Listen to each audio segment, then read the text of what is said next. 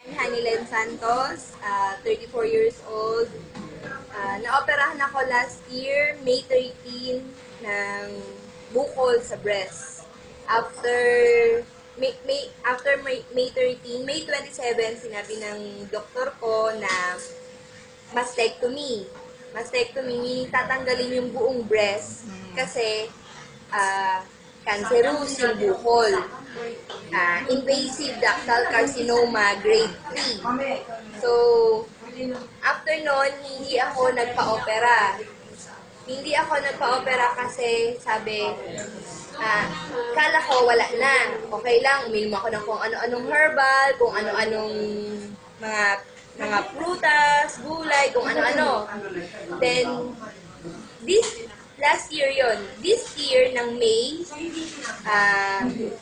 sinabihan ako ng doktor ko kasi lumalaki na naman yung bukol ko. Sabi ng doktor, kailangan ko magpa-chemo, kailangan ko magpa-opera, kailangan ko magpa-chemo. So, sa laki ng gagastusin, hindi ko kaya. Nag-search ako sa internet, sa Facebook, nakita ko ang Bomera Mix. Ni-research ko siya, ni-research ko ang history, yung content niya, lahat. Sabi ko, kailangan ko to. Kailangan ko ang Bomera Mix. So, nag-try ako. Bumili ako ng 2 bote sa una para masubukan lang. Uminom ako, unang inom ko, 7 p.m. ng Wednesday. Nakatulog ako ng 9 p.m. to 5 a.m. Sobrang ganda ng tulog ko. Ang ganda rin ng gising ko. Pagkagising ko, uminom uli ako ng 1 bote. Yung 1 buong bote. Pagkahapon na, sabi ko, wala na akong iinumin. Bumalik ako dito ngayon sa Esensa. Bumili uli ako ng 8 bote. After 4 days, nakita ko natutuyo yung sugat ko. Lumabas yung dumi ko, itim, lumabas yung regla ko na hindi siya lumalabas, buo-buo, itim, lumabas din yun. Then, ang pinakamaganda na wala yung pamamaga, na tuyo yung sugat, na hindi ako nakakapagsuot ng bra. Ngayon, after 1 week, nakapagsuot na uli ako ng bra. Sa araw-araw may ginagawa ang Diyos na miracle healing for me using Bomera Mix. Ilang bote ka isang araw? Nag-try ako ng 3 bottles a day. Hindi ko na inisip kung magkano or anong magiging epekto dahil nakita ko sobrang bilis ng epekto ng Bomera Mix.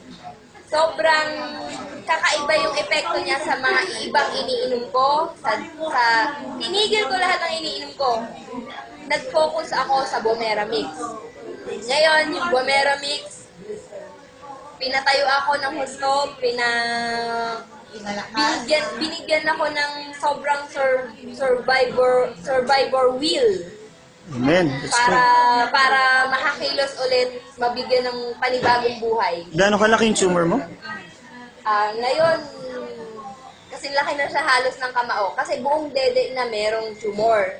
Pero yung sugat, kalahati ng dede. Pero ano nangyari? Ano ang progress niya ngayon? Natuyo. Natuyo siya, tapos before, kada lilinisin ko siya, nagdudugo. Sobrang katas ng katas. Ngayon, sa isang araw siguro may 5 to 8 times ako naglilinis. Maya ako naglilinis kasi sobrang dumudugo, sobrang kumakatas. Ngayon, mula uminom ako ng Bomera Mix, 2 beses na lang ako maglinis ng sugat sa buong araw. Okay. Dahil hindi na siya dumudugo at kumakatas siya pero hindi na siya ganun kakatas unlike before na hindi pa ako uminom ng Bomera Mix. Pwedeng i-show mo yung picture? Yan, para i-flash mo din dito bago ko hingin. Sana umabot. Mabot. Ayan. Malilim. Ayan, okay lang. Ito po yung picture. Kita ba? Ayan yung picture. Okay. Okay. Hingin ko na lang sa'yo mamaya yung Lobat na kasi. Okay. Okay.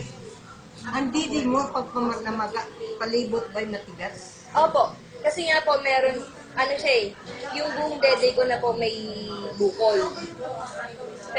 Makirot, sobrang Nung makirot. nakita ko sa last week, believe, hindi siya ganyan. Hindi, pati magsalita. Oo. Hindi siya ganyan. Kala nyo mo lalama-laman. Sabi sa doktor, Opo. anong pwede sa'yo ng doktor? Sir, sige, continue to. Invasive ductal carcinoma, grade 3. Grade 3. Buti yung naging grade 4. Cancer ba yan? Opo, carcinoma po is cancer. Siyempre, hindi natin alam kung ano. Opo, opo. Sabay kayong MRM, dapat Nag-seminar po kami. No, nakinig kami dun sa parang I consider the trophy of Buomera.